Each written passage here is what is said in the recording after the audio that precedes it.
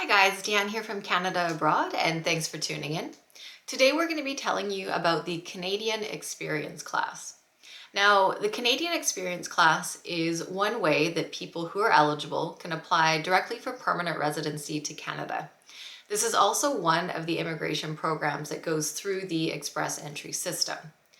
To be eligible to apply through the Canadian Experience class, first of all, you have to have at least 1 year of equivalent full-time paid work experience in Canada, and that work experience has to be skilled.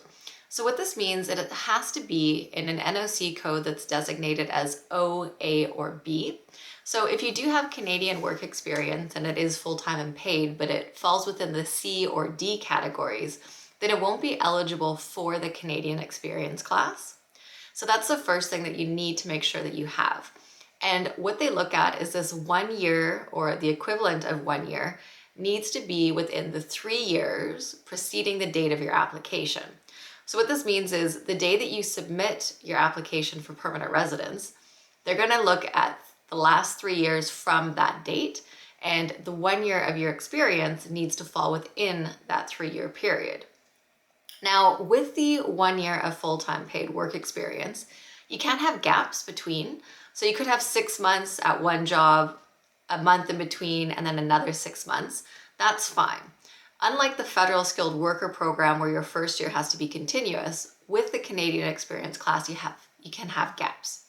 The other thing that's important to note is you could work in different occupation codes as long as they are all O, A, or B.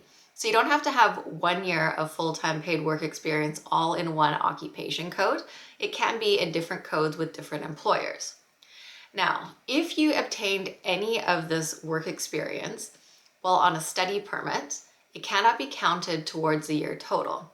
So some people who are in Canada as international students, they might get some skilled work experience during the holidays or even working part-time through school. But anything that you obtained while you were a full-time student, unfortunately cannot be used towards the Canadian Experience class. The other type of work experience that cannot be used for the Canadian Experience class is any self-employed work experience. So those are the two things that you just need to keep in mind in terms of your work experience and what's going to be eligible and what's not going to be eligible. Now, with the Canadian Experience class, there is no minimum education requirement.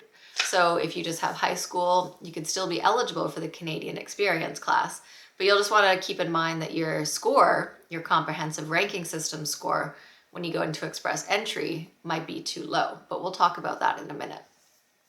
With your language requirements, you do have to be fairly fluent in French or English to be eligible through the Canadian Experience class. So the level of English or French that you need is actually dependent on your work experience. So if the work experience that you have is in an O or A level occupation, then you would need to submit an approved language test that shows that you have at least a CLB level 7 or higher in reading, writing, and speaking and listening. Now, if you worked in a B level occupation, then you only need the equivalent of a CLB level 5. So depending on the level of your position, you would need different language test results. Now, again, it can be a French or an English test, but you just have to achieve that same level. Now, if you are intending to move to Quebec, then the Canadian Experience class is not for you. This is only for people who want to reside outside of the province of Quebec, because Quebec has its own immigration system and you would have to apply directly to them. Now, as we mentioned earlier, the Canadian Experience class is one of the programs that goes through Express Entry. So what's important to remember here is you might meet all of the criteria to apply through the Canadian Experience class, but you need to be mindful that once you enter the Express Entry system, that just means that you're eligible to be considered for permanent residence. Just because you meet all of the minimum criteria through the Canadian Experience class, it does not guarantee that you're going to get permanent residence. So what happens is you'll go into the Express Entry system, you'll be given what's called a comprehensive ranking system score, and based on that score, you may or may not be selected for permanent residence. So those with a higher comprehensive ranking system score would be picked, and those with a lower score would need to look at ways to increase it. So this is why I mentioned earlier, if you don't have any education past matric or high school, then your score might be low in terms of the comprehensive ranking system. So even though you might be able to get into the express entry system through the Canadian Experience class, it doesn't necessarily guarantee that you're going to get your permanent residence.